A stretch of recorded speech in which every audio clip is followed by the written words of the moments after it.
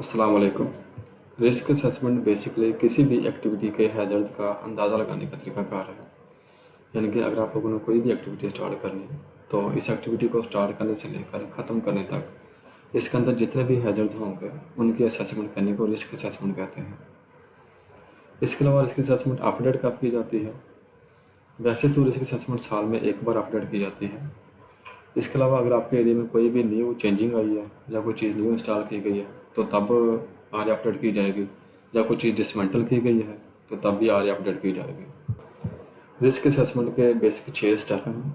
सबसे पहला स्टेप जो है वो है डेलिमिनेशन ऑफ रिस्क असेसमेंट स्कोप।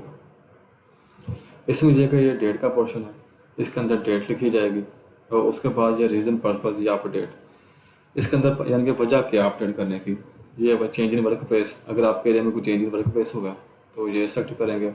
इसके अलावा ये ड्रॉप डाउन लगा होगा, अगर आप आ रहे फर्स्ट टाइम बना रहे हैं तो फर्स्ट असेसमेंट या आपकी रूटीन की एक्टिविटी है तो फिर रूटीन रिव्यू सेलेक्ट कर लेंगे, या इसके अलावा अदर का ऑप्शन भी इसके अंदर आ रहा है। ये सारे ऑप्शन इसके अंदर आ रहे हैं, अगर आप लोगों ने कोई भी चीज़ सेलेक्ट करनी है तो कर सकते हैं। इसके अलावा अगला पोर्शन जो है आर ए लीडर, जो बंदा आर ए बना रहा है या अपडेट कर रहा है वो इधर अपना नाम लिखेगा। और इसके अलावा आर ए टीम, जो टीम उस बंदे को सपोर्ट कर रही है तो उसका नाम आ जाएगा, जैसे शाहिद अली मुनासिर का नाम लिखा होगा। इसके अलावा एरिया HVAC, इसके अलावा जो ऑक्यूपेंट होगा उसका नाम आ जाएगा, जैसे ये इलेक्ट्रिक चिलर रख। इसी तरह आर ए का स्टेप 2 जो है जो है हैज़र्ड आइडेंटिफिकेशन। इसमें सबसे पहले तो आप एक्टिविटी सेलेक्ट करेंगे कि एक्टिविटी क्या, जैसे मैंने लिखी हुई है इंटरेस्ट इन चिलर रूम, यानी कि चिलर रूम के अंदर इंटर होने के लिए कौन कौन से हैज़र्ड हैं। सबसे पहले एर्गोनॉमिक हैज़र्ड मैंने सेलेक्ट किया होगा, फिर नॉइज़ किया होगा, फिर मैकेनिकल। इसके अंदर भी ड्रॉप डाउन लग जाता है, जैसे ये इसके अंदर लिखा हुआ है हैज़र्ड, ये electrical hazard, mechanical hazard, thermal hazard, ये सारे हैज़र्ड लिखे हुए हैं। तो इसके बाद जो है हैज़र्ड की डिस्क्रिप्शन लिखनी है कि हैज़र्ड है क्या बेसिकली, जैसे मैंने लिखा हुआ है risk of slip trip and falling during accessing in chiller room. Chiller room के अंदर जाने के लिए हमारे पास स्लिप ट्रिप एंड फॉलिंग का हैज़र्ड है। इसी तरह दूसरा हैज़र्ड जो है ये मैंने नॉइज़ का सिलेक्ट किया होगा कि चिलर रूम में शोर भी हो सकता है। इसका अगेन जो रीजन है शोर किस चीज़ का, मूविंग पार्ट, इनके अंदर मशीनरी चल रही है, मूविंग पार्ट का शोर हो सकता है। हाई नॉइज़ इन चिलर रूम, इनके स्टेप 2 के अंदर ये हैज़र्ड आइडेंटिफिकेशन है। इसी तरह स्टेप 3 के अंदर है रिस्क एस्टिमेशन, यानी कि सेवेरिटी एंड प्रोबेबिलिटी। एक मिसाल का हमारे पास हैज़र्ड है वर्कआउट हाइट। वर्कआउट हाइट का हैज़र्ड है, अगर किसी बंदे ने वर्कआउट हाइट पर जाना तो प्रोबेबिलिटी वहाँ से गिरने के चांसेस कितने, सेवेरिटी अगर बंदा वहाँ से गिर जाता है तो उसका नुकसान कितना होगा, इनका रिजल्ट क्या आएगा। इसी तरह अगर हम मिसाल दें इलेक्ट्रिकल हैज़र्ड की, हमारी फैक्ट्री में इलेक्ट्रिकल हैज़र्ड मौजूद, अगर हम लोगों ने उसके ऊपर वर्किंग करनी तो वर्किंग के दौरान इलेक्ट्रिसिटी लगने के चांसेस कितने, अगर इलेक्ट्रिसिटी लग जाती है तो इसका रिजल्ट क्या निकलेगा, यानी कि MTC होगी, LTI होगी, या RWC होगी, या फर्टिलिटी केस होगा।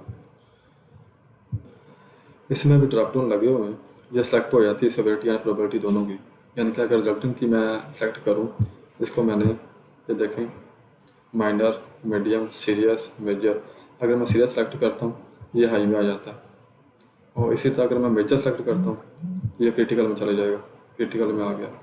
लेकिन ये है मीडियम, क्योंकि वहाँ पर चांसेस कम है, और अगर हेड हिटिंग हो जाता है तो इससे ज़्यादा नुकसान नहीं होगा, क्योंकि हम लोगों ने ऑलरेडी सेफ्टी हेलमेट को इम्प्लीमेंट किया होगा। इसी तरह रिस्क असेसमेंट का स्टेप 4 जो है इसमें है रिस्क एवेल्यूएशन, यानी कि एग्जिस्टिंग कंट्रोल, जो हमारे ऑलरेडी कंट्रोल लगे हुए हैं उनको इधर एग्जिस्टिंग कंट्रोल लिखे जाते हैं। जैसे कि मैंने ये हैज़र्ड सेलेक्ट किया था risk of slip trip during accessing in chiller room, इसके अगेंस्ट जो एग्जिस्टिंग कंट्रोल लगे हुए हैं वो ये है इंस्टॉल्ड स्टेप लैडर, हम लोगों ने स्टेप लैडर इंस्टॉल की हुई, ऑलरेडी स्टेप बने हुए हैं। इसके अलावा use mandatory PP, safety helmet, ear muff, safety shoes, ये मंडटी PP थे, ये बंदे यूज़ कर रहे हैं। इसी तरह अथराइजेशन पर्सन लिस्ट लगी हुई है, क्योंकि इसके अलावा कोई बंदा जा नहीं सकता उधर, जो बंदा अथराइज नहीं है चिलर में वो बंदा उधर नहीं जा सकता। ये हम लोगों ने एग्जिस्टिंग कंट्रोल लगाए हुए हैं। इसी तरह इधर भी ड्रॉप डाउन लगा हुआ है। HOC का मतलब आप लोगों ने सुना होगा, हायरार्की ऑफ कंट्रोल, यानी कि अगर आप लोगों को कोई भी हैज़र्ड नज़र आता है तो उसको कंट्रोल करने के लिए हमारे पास HOC है। HOC में सबसे पहला स्टेप जो है एलिमिनेशन करना। एक मिसाल है कि उधर स्लिप ट्रिप का हैज़र्ड था, हम लोगों ने उसको एलिमिनेट नहीं कर सकते, यानी किसी चीज़ को ख़त्म करना। अगर हम उसको ख़त्म नहीं कर सकते फिर सब्स्टिट्यूट, फिर उसका मुतबादला कुछ चीज़ लगा देना। अगर मुतबादला भी नहीं लगा सकते, फिर है इंजीनियर कंट्रोल। जैसे ही मैंने इंस्टॉल स्टेप लगा दिया, उधर स्टेप इंस्टॉल कर दिया, इंजीनियर कंट्रोल आ गया, इधर मैंने इंजीनियर कंट्रोल सेलेक्ट किया होगा। उसके बाद है एडमन कंट्रोल।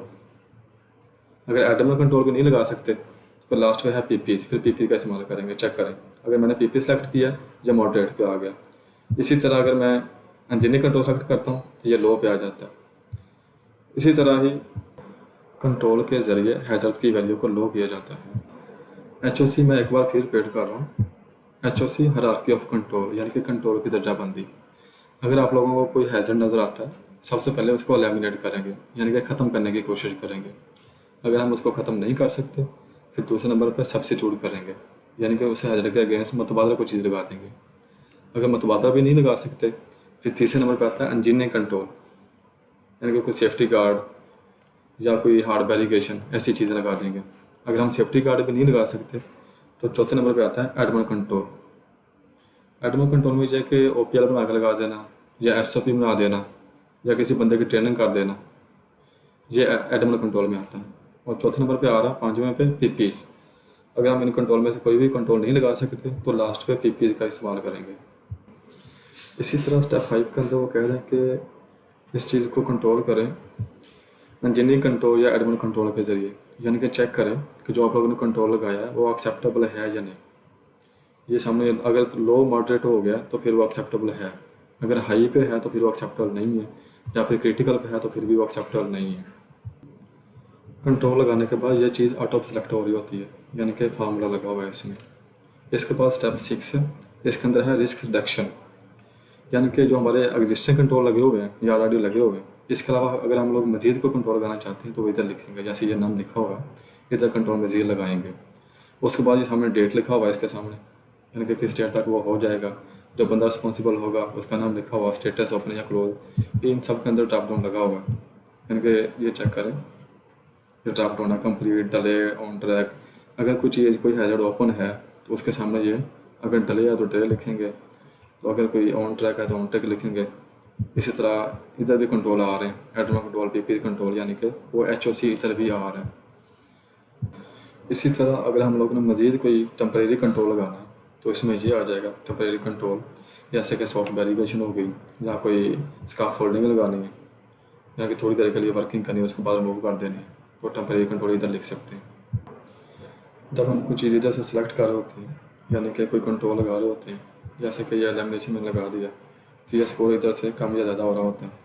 तो अगर जब मैं कंट्रोल इधर एडमन लगा देता हूँ, ये चेक करें ये मॉडरेट हो गया तो इधर स्कोर की वैल्यू कितनी होगी, 2.16।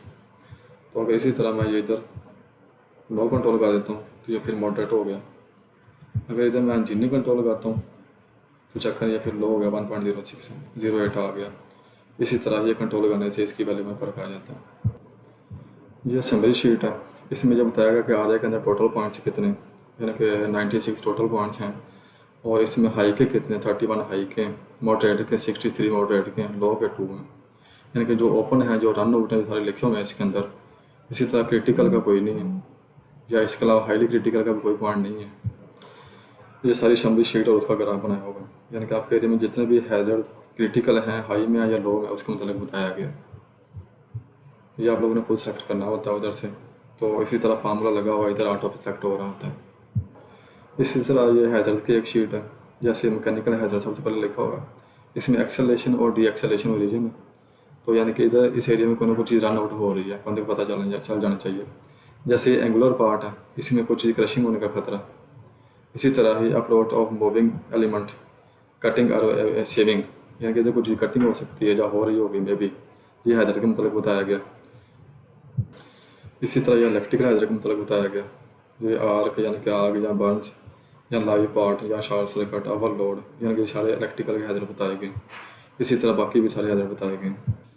एट द एंड इस सारे के अंदर मैंने काफ़ी कुछ एक्सप्लेन करने की कोशिश की है, लेकिन अगर फिर भी किसी बंदे को किसी चीज़ की समझ ना आई हो तो हम इससे डिस्कस कर सकते हो। ओके, अल्लाह हाफिज़।